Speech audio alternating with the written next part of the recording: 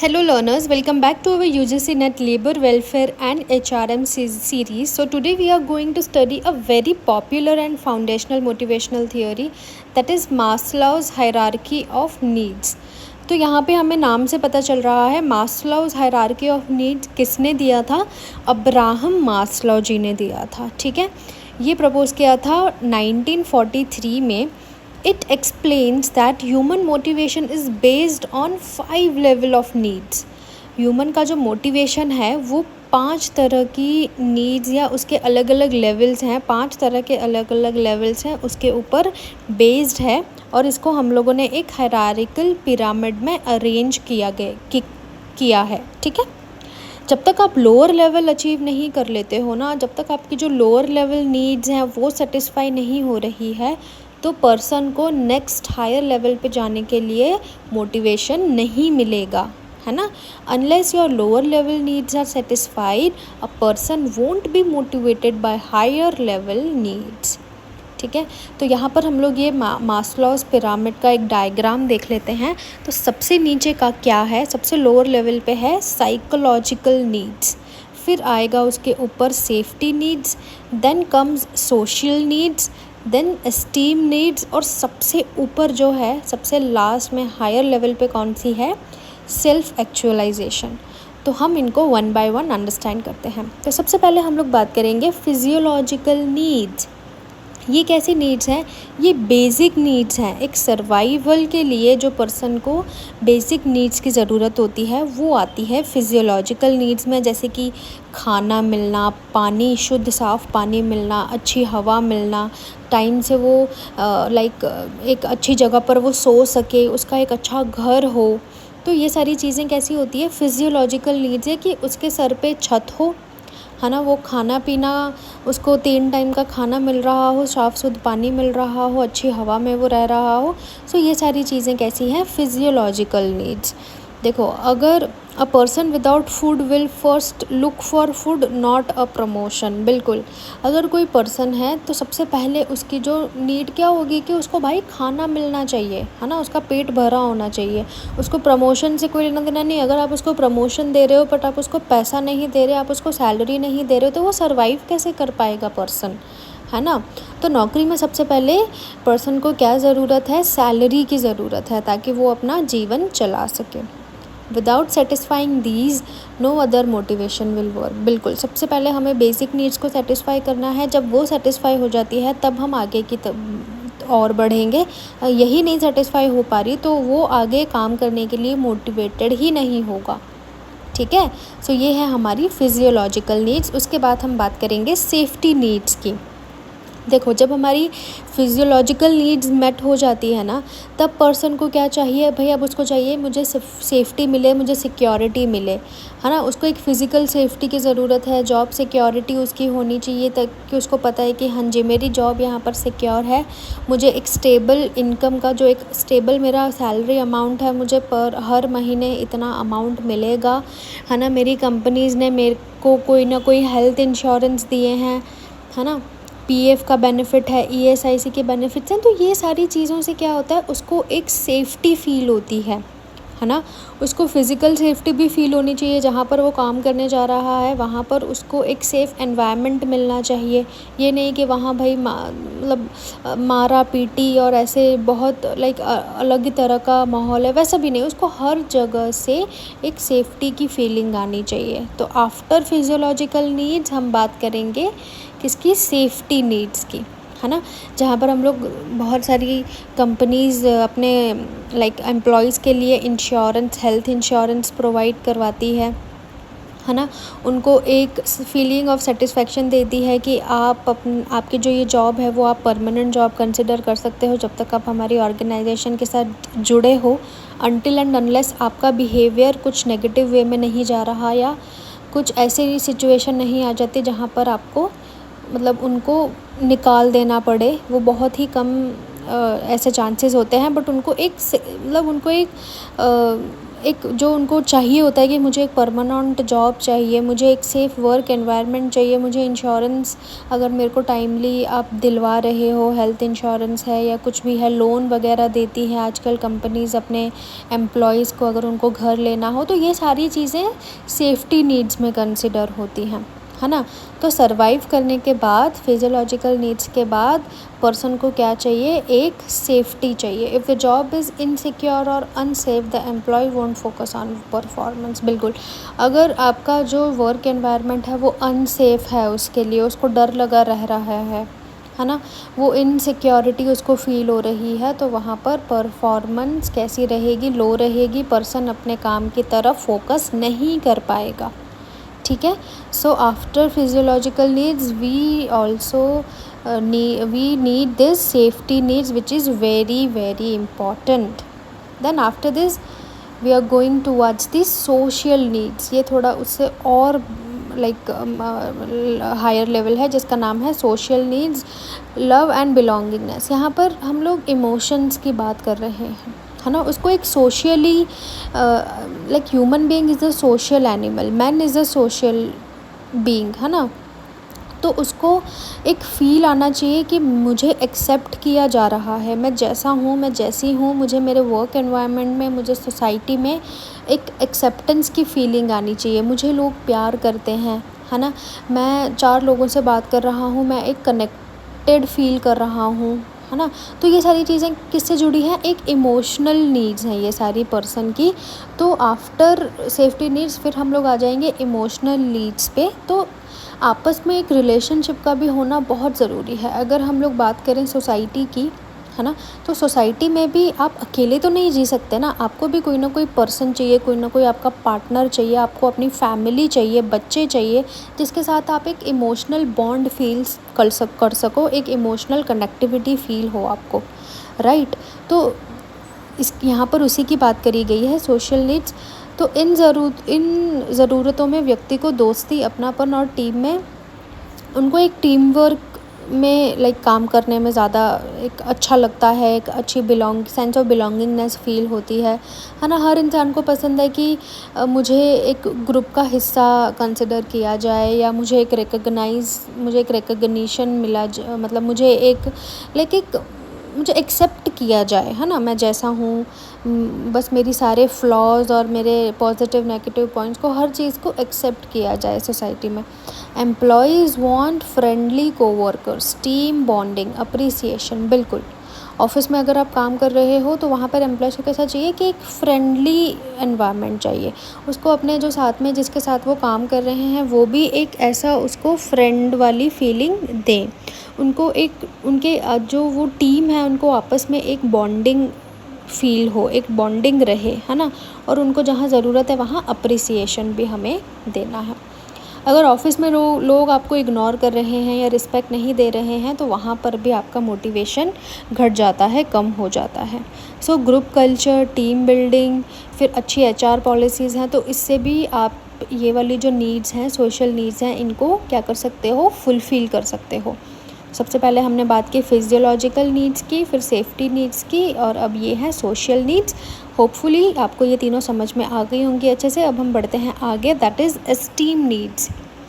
After social needs a person desires respect, recognition, achievement and self worth. It is the need to feel valuable and competent. देखो, जब एक person को एक अपनापन feel होने लगता है, एक अपनापन मिल जाता है, तब वो किस चीज़ के बारे वो क्या ढूंढता है उसके बाद, वो ढूंढता है कि मुझे मेरे काम को पहचाना जाए, मुझे एक रिकग्निशन दिया जाए, मेरे को एक रिस्पेक्ट मिले, है ना, जो मेरा वर्थ है उसको लोग समझ पाएँ, है ना, उसको अप्रिशिएशन की ज़रूरत पड़ती है ना।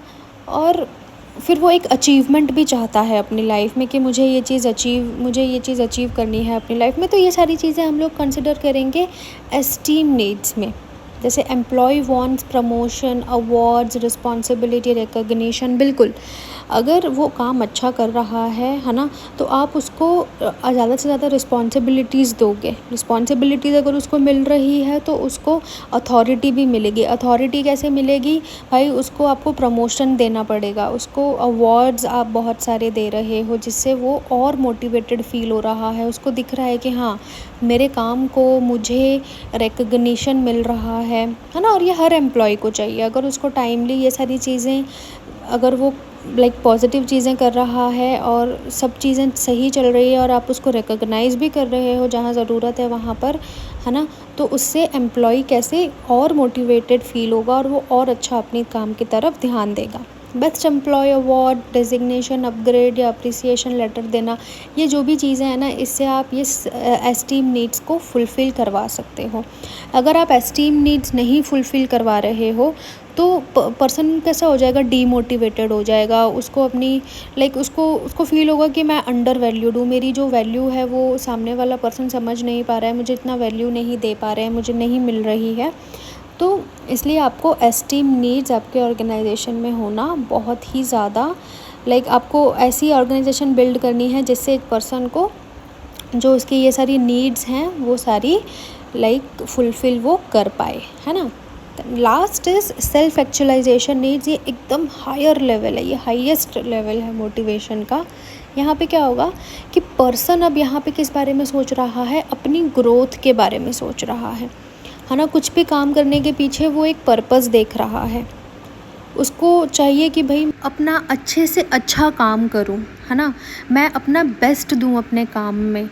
और इस चीज़ को करने के लिए कई बार उसको जो चीज़ें नहीं आती है वो भी उसको सीखनी पड़ती है। तो वहाँ पर वो क्या करेगा, इनिशिएटिव लेगा, है ना। वो चाहे वो उसके वर्क रोल में नहीं है, उसको वो टास्क नहीं है वो चीज़ परफॉर्म करना या फिर वो काम करना, लेकिन वो फिर भी उसको इनिशिएटिव लेकर वो काम करना चाहेगा। वो खुद से बोलेगा कि मुझे ये प्लीज़ काम करने दो या मेरे को इस पे वर्क करना है, सो दैट ये मेरे डेवलपमेंट के लिए बहुत ज़रूरी है। कल को मुझे ये सारी चीज़ें इन नियर फ्यूचर मुझे बहुत ही हेल्पफुल रहेंगी। तो वो खुद इनिशिएटिव लेके, वो खुद चैलेंज लेकर उस पर काम करने की कोशिश करता है। जैसे कि अगर हम बात करेंगे, अगर कोई टीचर है, ठीक है, तो वो खुद उसको मोटिवेशन अंदर से आता है कि मैं नए से नए टॉपिक जो भी लेटेस्ट एडिशंस हो रहे हैं, मैं उससे अपनी नॉलेज को अपडेटेड रखूं, ताकि मैं अपने स्टूडेंट्स को एकदम फ्रेश, अपडेटेड और जो चल रहा है ना, जो ट्रेंड्स हैं वो सारी चीज़ें उनको अच्छे से समझा सकूं, बता सकूं।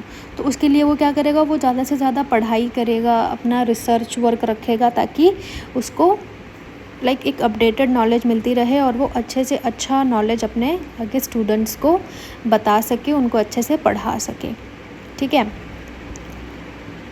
It's about becoming the best version of your self. बिल्कुल, यहाँ पर सेल्फ एक्चुअलाइजेशन में हो सकता है कि आपको ज़्यादा पैसे वगैरह का लालच नहीं है। यहाँ पर आपको ये लेवल ऐसा होता है कि आपको फ़ील होता है कि मैं अपना सबसे अच्छे से अच्छा अपने एफ़र्ट्स दूँ, अपने एफ़र्ट्स डालूँ और ज़्यादा से ज़्यादा सीखने की इच्छा उसमें होती है ना। जब व्यक्ति खुद को और बेहतर बनाना चाहता है, अपनी क्रिएटिविटी और पोटेंशियल को पूरा करना चाहता है, तो इस चीज़ को हम लोग बोलते हैं self actualization needs. For examples, an artist working on passion projects. बिल्कुल, जब कोई आर्टिस्ट है, उसको जिस चीज़ में पैशन है, उसको जो काम करने में मज़ा आता है, जब अगर वो काम कर रहा होता है, तब वहाँ पर वो एक अपना अलग ही एफ़र्ट देखती है, एक अलग ही एनर्जी से काम कर रहा होता है और हमेशा कैसा फ़ील करता है, वो मोटिवेटेड ही फ़ील करता है, वो अच्छे से अच्छा अपना बेस्ट देने की कोशिश करता है।